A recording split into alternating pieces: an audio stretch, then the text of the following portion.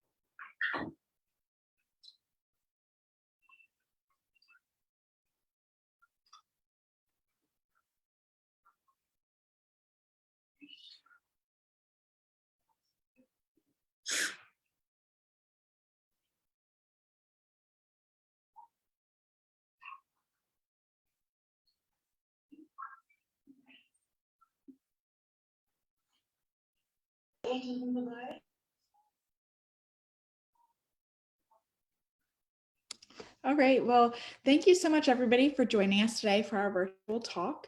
If I could remind everyone to keep themselves muted throughout the presentation, and if you have any questions, please type them into the chat box at the bottom of your screen. Our speaker will be happy to address any questions or comments at the end of the program. If you're joining us over Facebook Live, welcome to you as well. Our Facebook audience can also ask questions using the comment section on Facebook. We'll be monitoring those comments and questions and answering those at the end of the program as well. Please note that this talk is being recorded and streamed live and will be posted to our social media channels once the talk is over. If you'd like to rewatch this talk or watch previous virtual tours and talks, please check out our YouTube and our Facebook pages.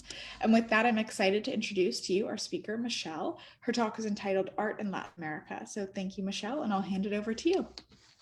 Thank you, Blythe. Hi, good morning. I'm sorry if you hear some background noise. I hope you can hear me well. This presentation, I would like to show you how art in the 13th century can be transformed to the 20th century. For me, art is a window of the past and a revelation of history, costumes, and expressions. The Latin American painters from the 20th century lived through world wars, Great Depression, social injustice, etc. But at the same time, they were more connected to Europe and with the United States. They were able to travel, to study other cultures, to know other artists, and learn from their techniques. I hope you enjoy this presentation.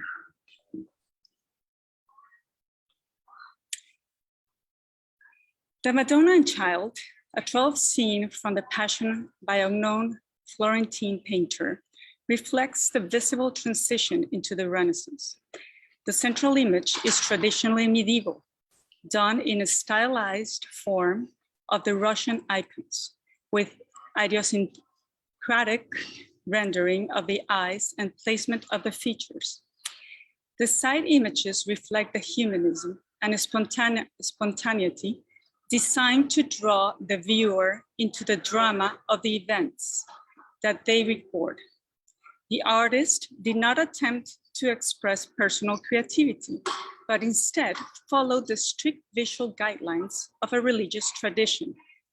The storytelling was intended to trigger historical and moral lessons, be a teaching tool, as well as be a path and a window to spirituality. The cast of the Virgin-centered features the patterns created by her hands and draperies. Completely out of scale, composition usually focuses on believers' attention on the internal rather than the external world. The eyes of Madonna and Child are looking straight towards the viewer, confronting the, perhaps engaging the viewer to look closely. The elongated hands of Mary holding the child and the carnation, there is a belief they first appeared on earth from the Virgin Mary's tears and are therefore the symbol of mothers and undying love. On the left side panel, we can see the six scenes of Christ, where you can see the sharing, devotion, cruelty, suffering, and injustice. On the right side panel, we can see the other six scenes of Christ. My next piece is a mural from Diego Rivera with scenes of a different time in history where the narrative is drawn. A thought is shared, and for many artists, writers, philosophers, musicians, and politicians of the 20th century believed in these ideals. Man at the Crossroads, 1934, a fresco by Diego Rivera in New York City Rockefeller Center. It was originally installed in the lobby of the 30th Rockefeller Plaza. Man at the Crossroads showed the aspects of contemporary social and scientific culture. A central panel depicted a worker controlling machinery. Its eyes are looking straight at the viewer, just like the Madonna. On the side, the frontier of ethical evolution and the frontier of material development, which respectively represented socialism and capitalism. The Rockefeller family approved of the mural's idea, showing the contrast of capitalism as opposed to communism.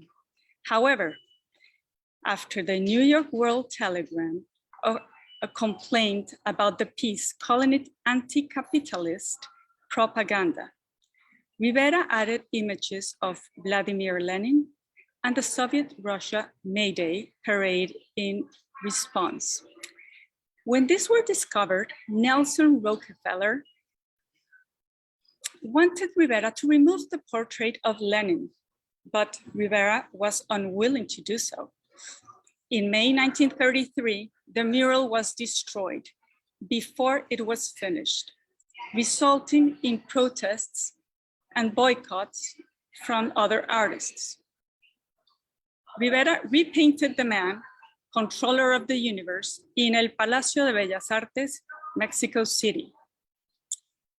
In the center, a workman was depicted controlling machinery.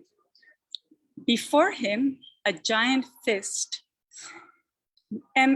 emerged holding an orb, depicting the combination of atoms and dividing cells of chemical and biological generation. From the central figure, 4 propeller-like shapes stretched to the corner of the composition, representing the discoveries made by the telescope and the microscope. Within these cosmological and biological forces, such as exploding suns and cell forms.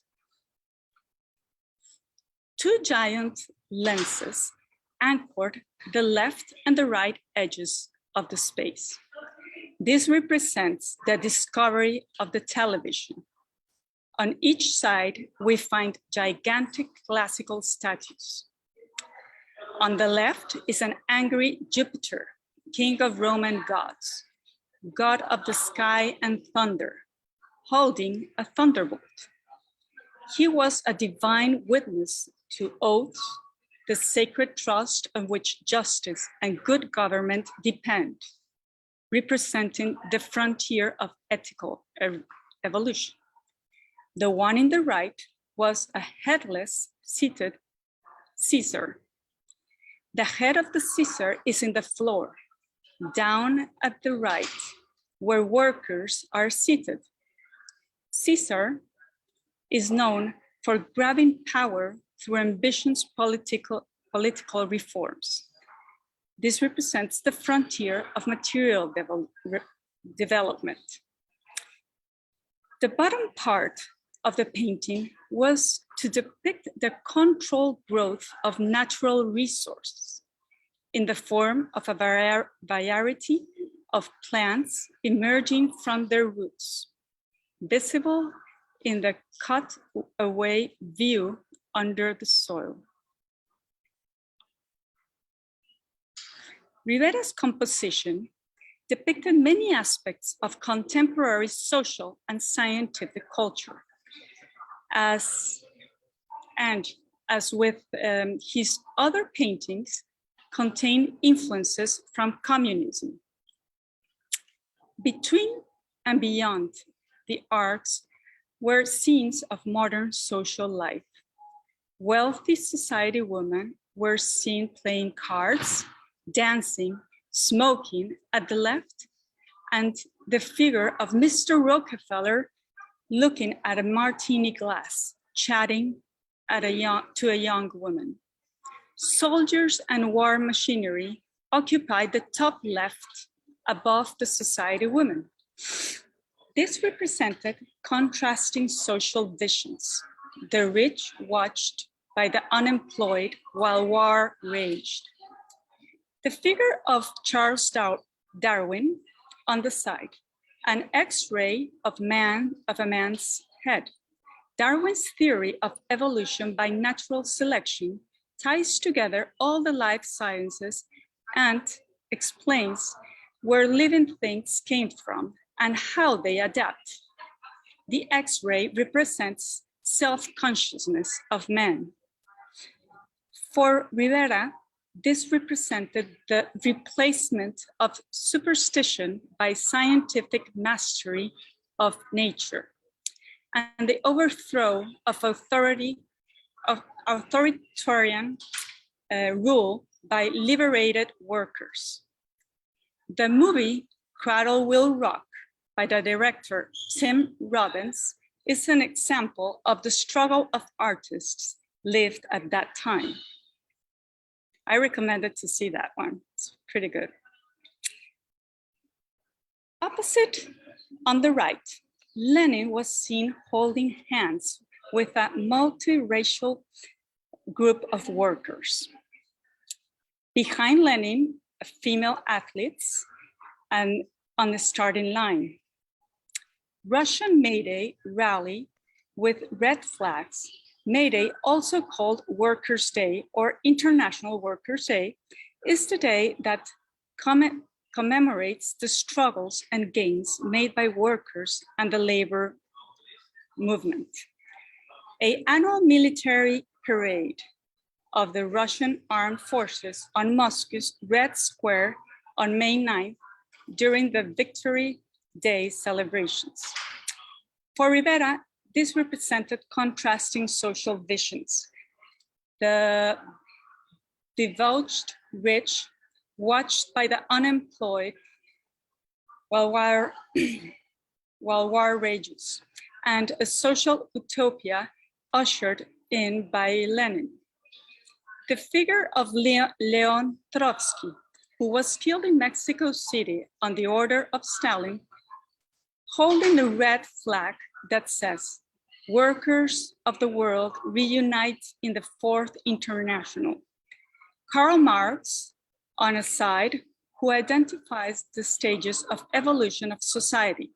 By each generation builds on the generation before and takes advantage of the previous generation knowledge to change their society and the world. We all know the portrait of Marguerite de Sade, 1729. This beautiful portrait of Marguerite de Sade, where she shows her interest in culture and wealth. On the left, she's holding the partiture over her probably organo or piano, showing to the viewer her interest in music. She's dressed in rich fabrics, red velvet, white fur, lace undershirt, and an armor like the goddess of culture. The room is covered of a blue jacquard fabric with Louis XVI style piece of furniture. Her face is beautifully detailed, intact makeup, and the flowers in her hair, almost like flower crown. Society woman, woman with a hat, or women with parasol and dog. Fernando Botero, born in 1932. He's a Colombian figurative artist and sculptor, born in Medellin, Colombia. His signature style, also known as boterismo, depicts people and figures in large exaggerated volume, which can represent political criticism or humor, depending on the piece. He is considered the most recognized living artist from Latin America, and his art can be found in highly visible places around the world, such as Park Avenue in New York City and Champs-Élysées in Paris. Botero was influenced by the Baroque style of the colonial churches and the city life of Medellin while growing up. In 1950, he moved to Madrid and studied in La Academia de San Fernando.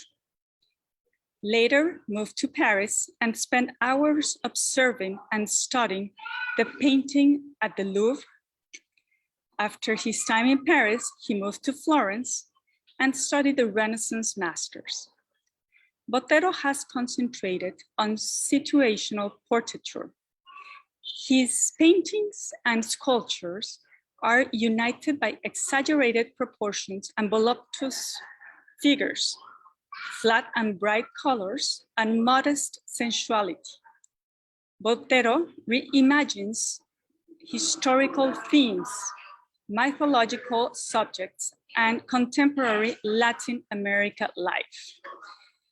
He playfully renders the reclining nude, Madonna and Child, and the saints, as well as still life, family, dancers, and society people. Botero's figures are both inviting and enchanting, and the overwhelming roundness of his characters, whether sculpted in bronze, painted on canvas, or drawn on paper, has solidified him as a legend in art historical canon. In Woman with Parasol and Dog in 1977, Fernando Botero represents a tenderly rendered bucolic scene of a charming society woman in a field, accompanied by her canine companion. Imposing in scale and rendered in lush pastel tones, Woman with Parasol and Dog is a monumental exercise of plasticity of form, bursting with juicy color and subtle humor. The work is marked by the charming sense of wit that characterizes Botero's mature painting.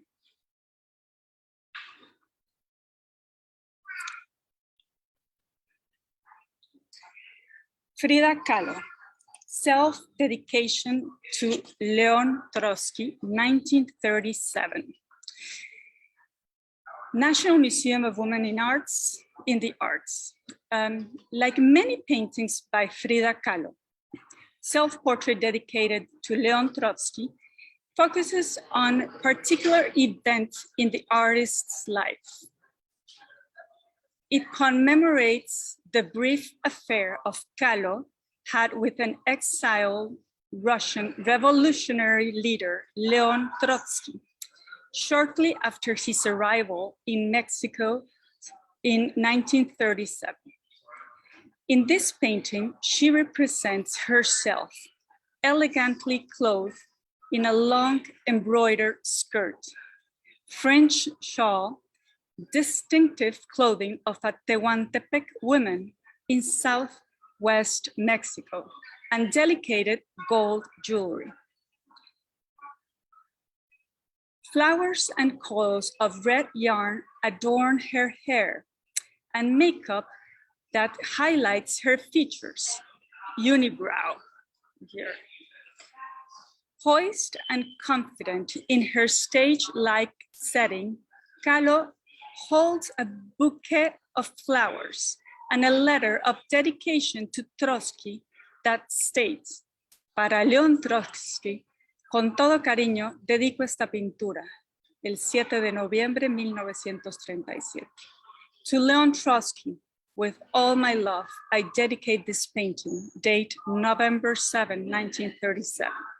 The composition elements are simple, staged by white curtains and a green wall in the background. Self-portrait with cropped hair, 1940. This is one of my favorite paintings of Frida Kahlo. In this self-portrait, Kahlo has cast of feminine attributes with which she often depicted herself, such as traditional embroidered Tewana dresses or flowers in her hair, like on your left, and instead sports and loose-fitting man's suit and short-clipped haircut. Her high-heel shoes and one dangling earring remain. However, along with her characteristic penetrating outward gaze, locks of the hair are strewn across the floor. A severed braid lies next to her chair, and the artist holds a pair of scissors across her lap. This androgynous persona may refer to Kahlo's own bisexuality, while the lyrics of a popular Mexican song that appears at the top suggest the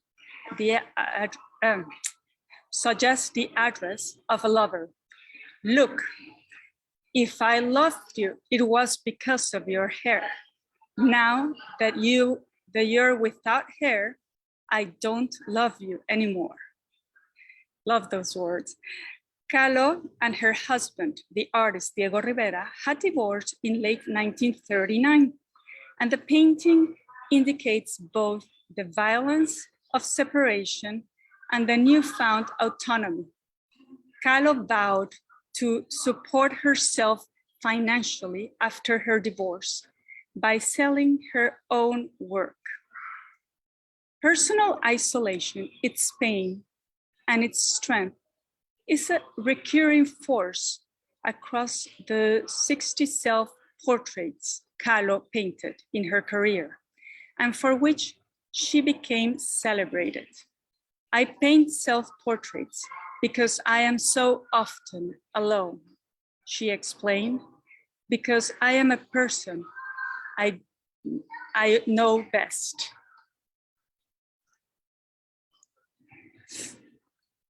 Me and My Parrot, 1941.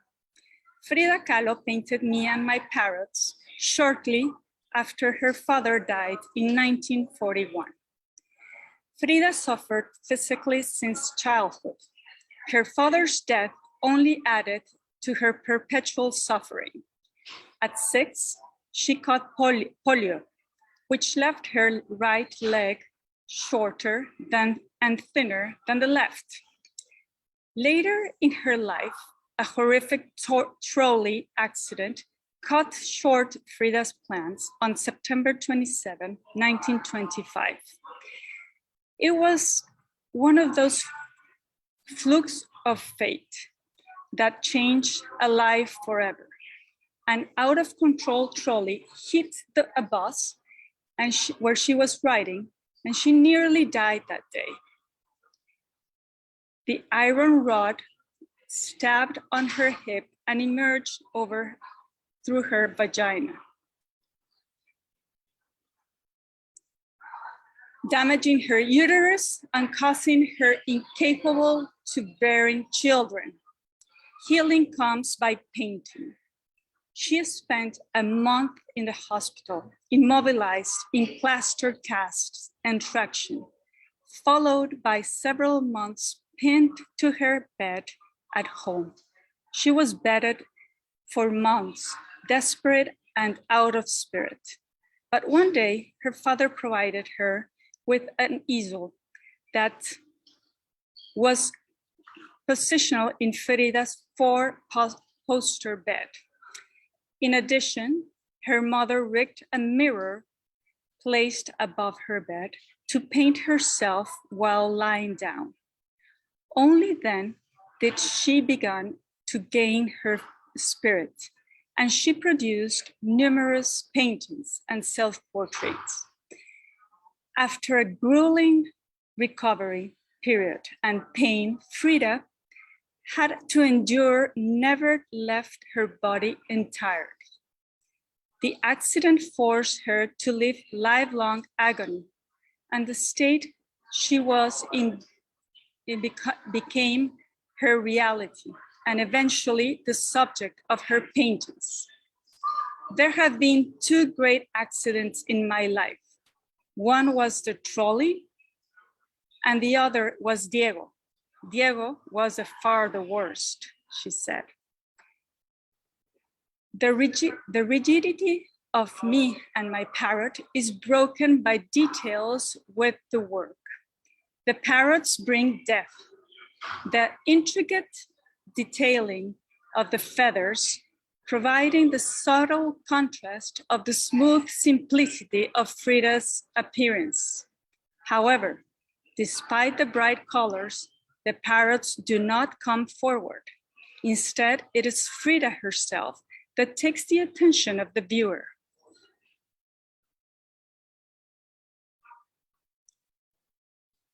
The Dream, the Bed, 1940. These paintings remind me of The Death of Mary by Peter Christus in the collection. Mary was surrounded by apostles with faces of sorrow praying for her. Mary wasn't alone, while Frida is lonely in her bed, surrounded of roots and a growing vine embracing her to the bed. At the top, an image of a calaca, a skull, all wired, holding her own flowers.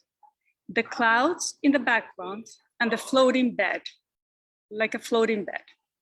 In 1940, Frida attended to the International Exhibition of Surrealism at the Galería de Arte México, where she displayed two of her paintings, The Wounded Table and The Two Fridas.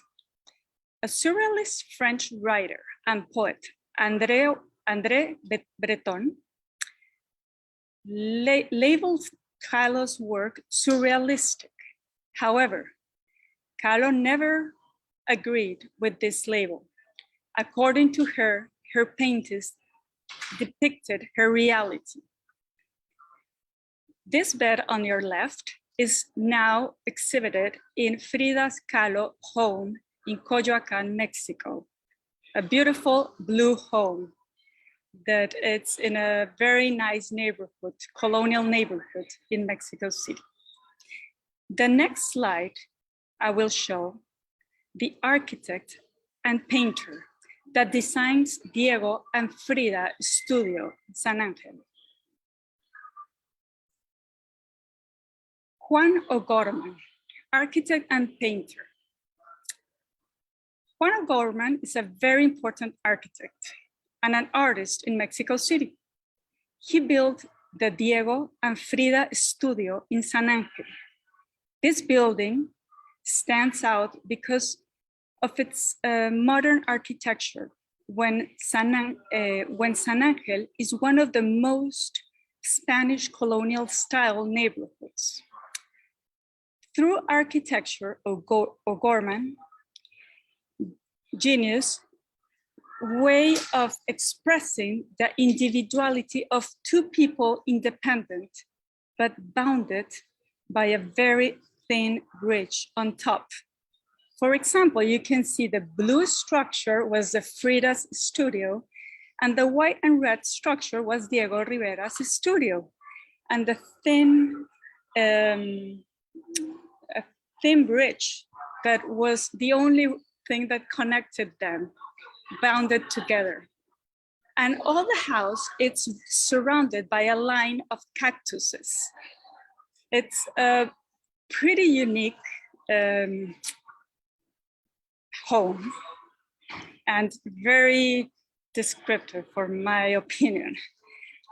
And as an artist, I admire as well Juan O'Gorman, is the way he paints perspective.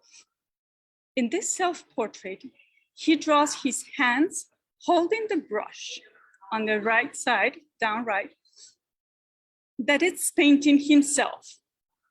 The easel on the side is mirroring his side profile. The easel in front is himself looking at you. And the left side is himself as an architect. This painting has many meanings, and it is heavily influenced by Frida's art. It's pretty much surrealism as well for me. I don't know what you think about that. Giovanni Savoldo, Torment of St. Anthony, 1515. My first Torment of St. Anthony painting I saw was the one of Salvador Dali in the Dali Museum of Tampa, Florida. As crazy as he painted, I didn't understand the story of St. Anthony until I came to the Timken and saw Savoldo's painting. He depicts St. Anthony fleeing from the vision of hell toward a peaceful landscape with his hands clasped in prayer. His hands direct the viewer to look toward the monastery in the background. This is perhaps a reminder that St. Anthony is considered the father of monasticism. He uses the clash of color to show contradiction and contrast. St. Anthony is seen at the base of the rocky setting, which was symbolic of the isolation of monastic life. Here, the formation of rocks in the center is used as to divide between positive and negative alternatives, the light and the dark. Much of the imagery in the right side is symbolic and could relate to the surrealist figures, imaginatively and figuratively. The nocturnal scene on the right unfolds with bizarre creatures inside a cave that is burning, and the smoke covers the air. He is tortured with visions and unnatural beings. This painting depicts good from evil, a beautiful, serene landscape, and a hellish, scary scene. St. Anthony is associated with the curing epidemic plagues in the 11th century. The terrible fever with intense skin inflammation became known as St. Anthony's fire.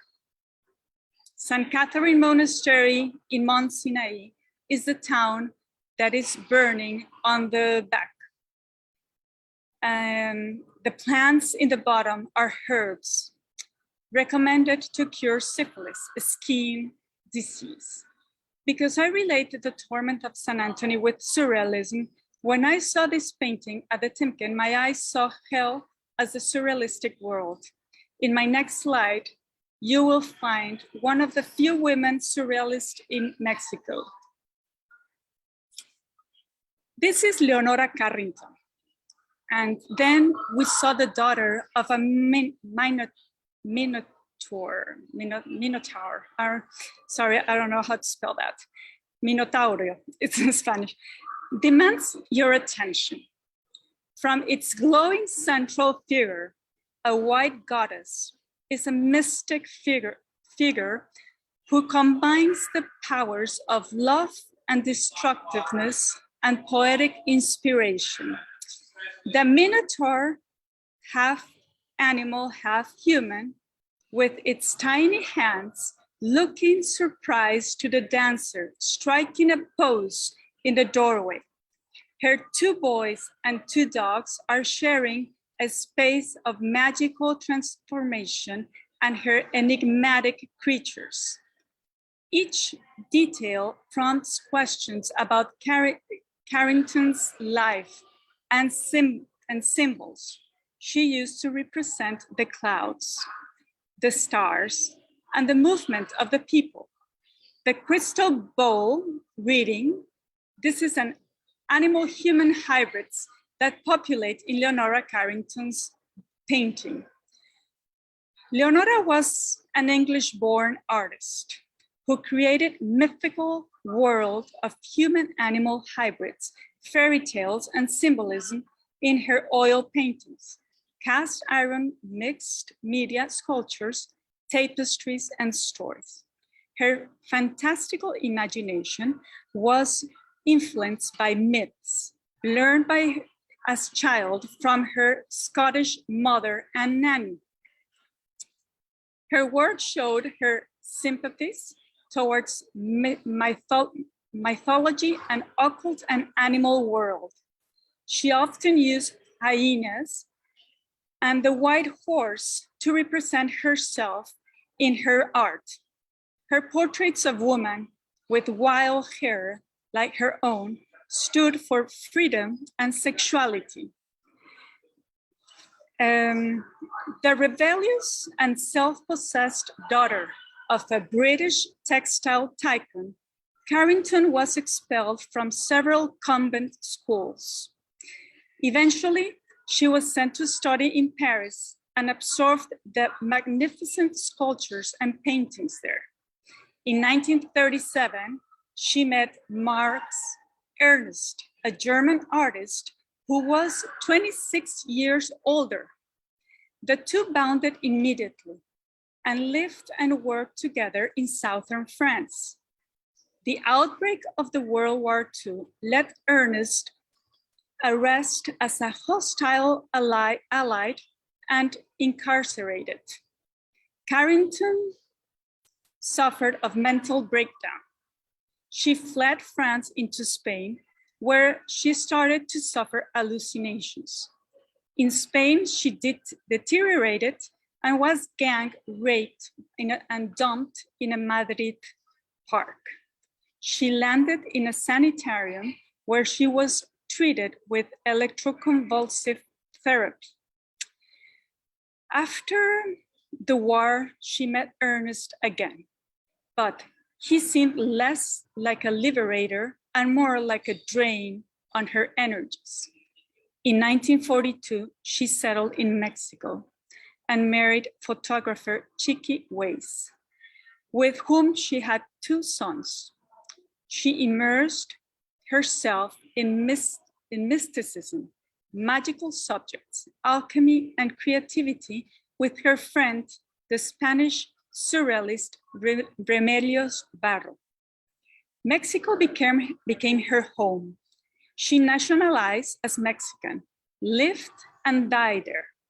One of her sons lives in Mexico City and is known as professor of La UNAM, a renowned public University of Mexico. This is the temptation of St. Anthony from Carrington's. Recurring theme was the woman as life force, contrasting by malignant forces in nature. Her works had echoes and early Renaissance religious art in allegory and mythology. She focused on magical realism and put autobiographical details into her paintings. She painted strange beings involved in rituals, all rendered in soft glowing tones that drew upon the techniques of old masters. It's a visual world we shouldn't try to interpret, she said. There is a book that I recommend very much. It's called Leonora by Elena Poniatowska. She describes the difficult life of Leonora. From being a daughter of a very rich family with invitations actually to the Buckingham Palace, to her genetic disease like schizophrenic attacks that led her to the dishonor of her family. Her life and her art are intriguing. Look at the landscape. As in my next slide, I will talk about the very prominent artist that dedicated his life and paintings to landscapes. Look how she paints the horizon. This is Dr. Adel, Gerardo Murillo, dedicated much of his life to study volcanoes of the native Mexico. But as from 1907 to 1941, he painted numerous panoramic landscapes depicting the sites around Popocatépetl and Iztaccíhuatl, the two largest volcanoes in Mexico. Adol played a key role in modernizing landscape in Mexico, a pioneer project interrupted by an outbreak of the Mexican Revolution and later adopted by two of his students, Diego Rivera and José Clemente Orozco. In 1939, he returned to working outdoors after painting numerous landscapes from memory. You should see how his horizon is not flat, it's actually rounded, like the world, like the form of Earth that is rounded. Here's an example of the bright colors, which nowadays there's a brand called Atl. It's largely used in tubes of oil and acrylic paint. Also, the horizon has a curvature of the Earth. Bright colors in Mexico are part of the indigenous clothing, art, ceramic, pigments, decorations. Everything is colorful. One of the artists that mastered the bright color is Rufino Tamayo and Pedro Coronel. But what, for me, Dr. Adol makes a breakthrough is this horizon line, which is curved. We all know, and I'm not going to take long because the time is running out, but the horizontal landscape view here, it's a vertical landscape in Albert Bierstadt, Yosemite Fall. And it's one of the things that I wanted to show you, which I like the most. Okay, Rufino Tamayo, Watermelons, Still Life, 1977. Again, let's talk about color. His reds, Rosa Mexicano, Mexican pink color, are vibrant. Born in Oaxaca, Mexico, Tamayo began his art studies in the School of Fine Art in Mexico City. Moving to New York City in 1926, he became in love with the work of European artists such as Pablo Picasso, Henri Matisse, and George Braque. He was mostly influenced by Surrealism and Expressionism. Influenced by the European avant-garde, he introduced such elements as the fragmentation of space and cubist representations of the human form into his work. By the early 1930s, Tamayo had become well known on the Mexican art scenes, but continued to avoid overtly political work. Instead of showing ranks of marching peasants or indigenous workers grinding corn, Tamayo depicted a man and a woman smoking, an athlete who doesn't look terribly athletic, and the storefront filled with women's clothes. Tamayo understood, perhaps better than many, that country's lifeblood is best expressed in mundane details, rather than a grand rhetorical gestures. An acknowledged master of the use of color, Tamayo's paintings bristle with hues both brilliant and subtle, often deliberately limiting his palette. Tamayo believed by reducing his choice of colors, he expanded his compositional possibilities.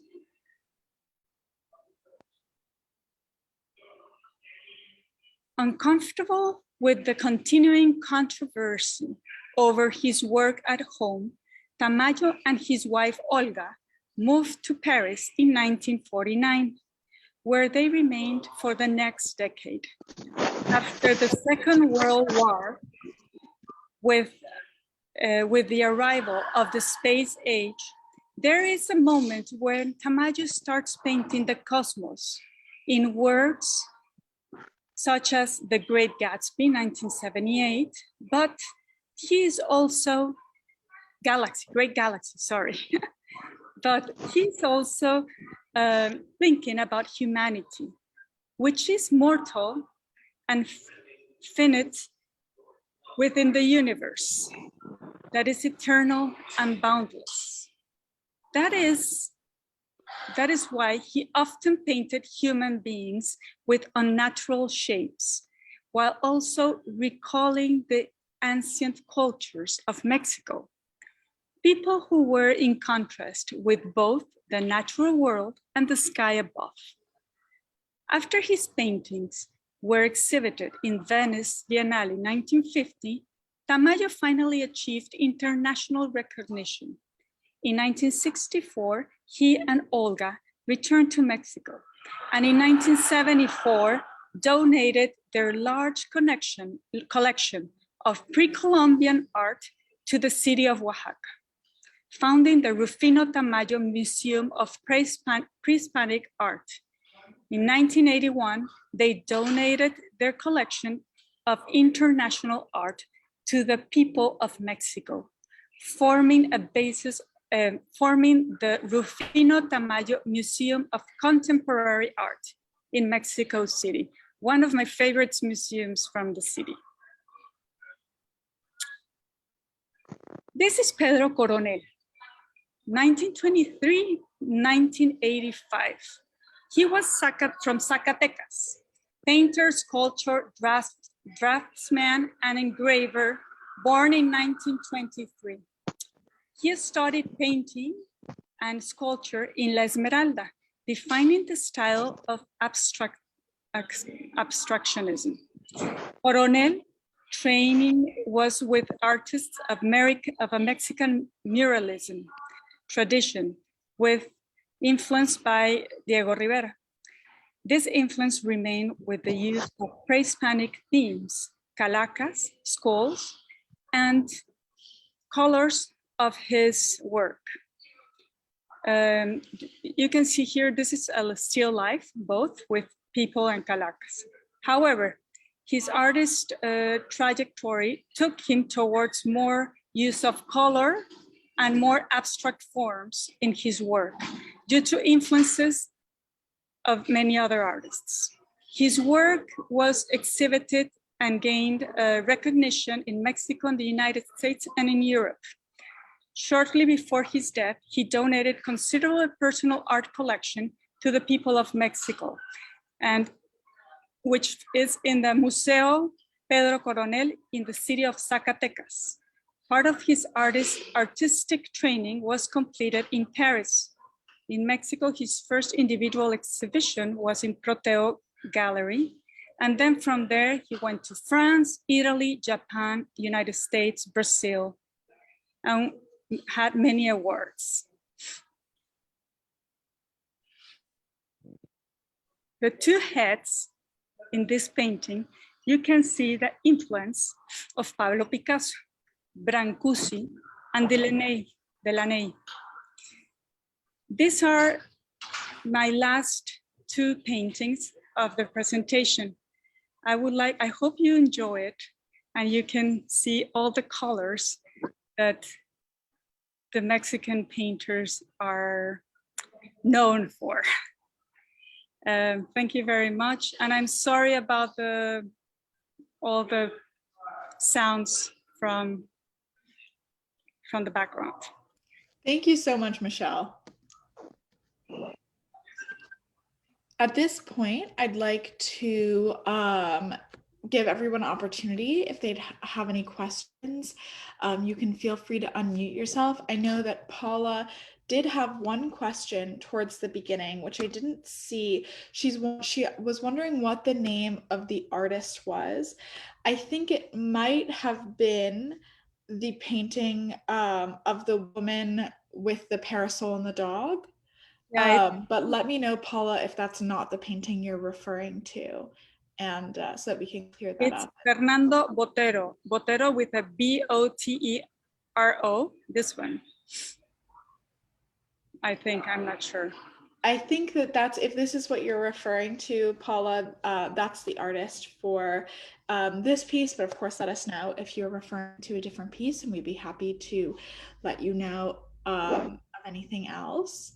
And for anybody else, you can feel free to type your questions into the chat, or you can unmute yourself and open up a dialogue. It's all welcomed.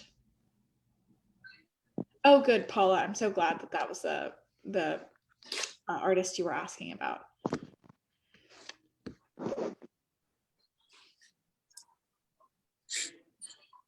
Well, thank you so much again, Michelle. This was such an interesting presentation and so different from what we normally get to see often during these kinds of presentations. And, you know, it's nice to see other works as well. And so if anybody would like, again, I don't know if somebody's trying to unmute themselves right now. Marty, are you trying to unmute? No, but I did have a question. Are these being shown at the Timken now?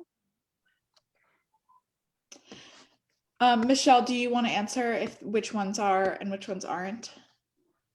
No, the only ones that are shown are the ones we know from the Timken, the 1700s, and the first one, this one, is from the Timken. But the ones of the Mexican painters, none of them are shown in the museum. Oh, okay.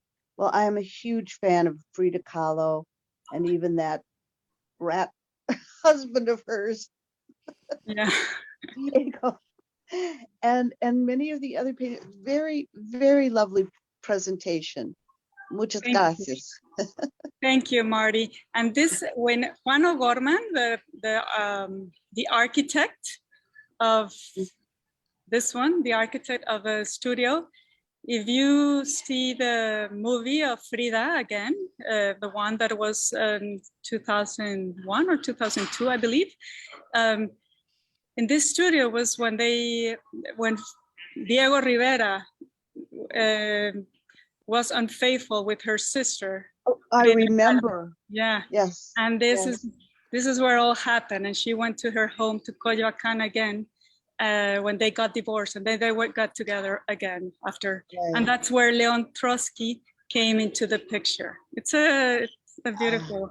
And this painter is really good. It's well, I really like him. It has a lot of meaning. We do at the museum, though, have an exhibition that's going to be on view from July 10th to September 4th of Marianela de la Hoz. I apologize if I'm horribly mispronouncing her name. And she's a Mexican artist as well. So if you're interested, that's going to be on view July 10th through September 4th. Excellent. And otherwise, if there are no other questions, I do just want to remind everyone that we have these tours every Thursday at 11 a.m. So we will have another tour next week at 11 a.m., which is, we do have it scheduled, but we do not yet have the title of the presentation down yet. So that will be updated on the website soon, but it's going to be another tour of some of the pieces in our collection as well. So it's going to be at 11 a.m. next Thursday. If you're interested in joining us then, we'd love to have you. You can use the same Zoom link then as you do now. Thank you, Clyde. Thank you so much, Michelle. Thank you for joining us today. Thank you. Bye. Bye now.